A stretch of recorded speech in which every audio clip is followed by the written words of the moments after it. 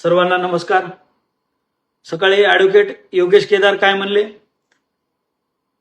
की पवन करवने एवढी नका जरांगे पाटील तुमच्यावर टीका केली, अमुक केलं टमुक केलं, तरी सुद्धा तुम्ही पवन करवनची भेट घेतली.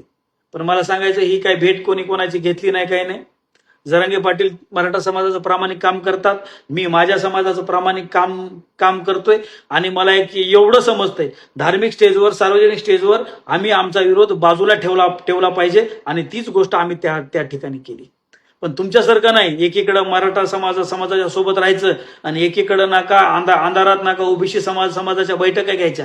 मला सांगा, बाळासाहेब भवन येथे तुम्ही त्या ऑफिसमध्ये जाऊन बैठक घेतली, तिथं काय तुम्ही गोट्या खेळत होते काय? हे सगळं समाजाला माहिती हो. त्याच्यामुळे मी आधीच न बोलता मी फक्त एवढंच तुम्हाला सांगण्याचा प्रयत्न करेल की नका जरांगे पाटील हे मराठा समाजाचं प्रामाणिक काम करतात. आणि मी सुद्धा माझ्या ओबीसी समाजाला सुद्धा सांगितलंय की आता ओबीसी मराठा वाद होऊ नये याच्यासाठी आपण प्रामुख्यानं पावलं उचलली पाहिजेत.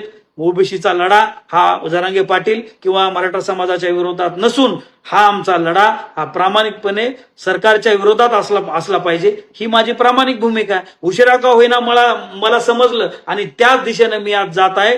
मराठा समाजाला विरोध न करता त्या सरकारला विरोध करून आमचं आरक्षण कसं टिकवता येईल, हे आमचा प्रामाणिक हेतू आहे.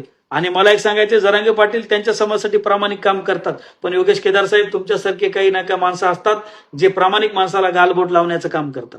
जसं ना जरांगे पाटलावर अनेक आरोप झालेत, पण एक सुद्धा आरोप जसा सिद्ध झाला नाही, तसाच आरोप पवन करवरवर सुद्धा झालेत. मी खूप चळवळीमध्ये लहान कार्यकर्ता आहे, पण मी पण तुम्हाला एक चॅलेंज करतो, पवन करवरवर असा एक सुद्धा आरोप तुम्ही सिद्ध करून दाखवा, जेणेकरून आम्ही समाजाच्या नावावर तुमच्यासारखे कुठे उचल खाली किंवा अंधारात बैठक घेतल्या, इकडे बैठक घेतल्या असं दाखवा. नक्की हा पवन करवर तुमची जाहीर माफी मागेल. त्याच्यामुळं माझ्यासारख्या एका सर्वसामान्य माणसावर टीका करण्यापेक्षा, गालबोट लावण्यापेक्षा मी तुम्हाला एक सांगतो, ह्याच पवन करवरनं ओबीसी समाजासाठी रक्त सांडले, आणि घरात रक्त सांडून हातपाय मोडले तरी घरात न बसता प्रामाणिकपणे समाजासाठी त्याच ताकदीनं मी रोडवर उतरलोय.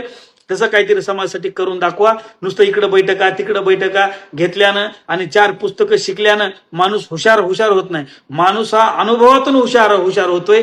हे जर तुम्हाला उदाहरण द्यायचं असेल तर ते म्हणजे जरांगे पाटील आहेत. भले तुमच्यापेक्षा 4 पुस्तकं 4 शाळा कमी शिकल्या असतील, पण नक्कीच नका त्यांना समाजाला कसा न्याय द्यायचा आहे, मराठा समाजाला कसं आरक्षण भेटू शकते हे त्यांना चांगलं माहिती आहे. त्याच्यामुळं तुम्ही ओबीसी मराठा वाद लावू नका. आणि या तुमच्यावर मी जास्त बोलावं एवढं मला असं वाटतं मी बोलू नाही तुमच्यावर. त्याच्यामुळे मी ओबीसी समाजाला, मराठा समाजाला सांगतोय की अशा माणसाच्या नादी लागून तुम्ही तुमची एकी तोडू नका, एवढंच तुम्हाला प्रामाणिकपणे सांगतोय. जय ओबीसी, जय मल्हार, जय शिवराय, जय भीम.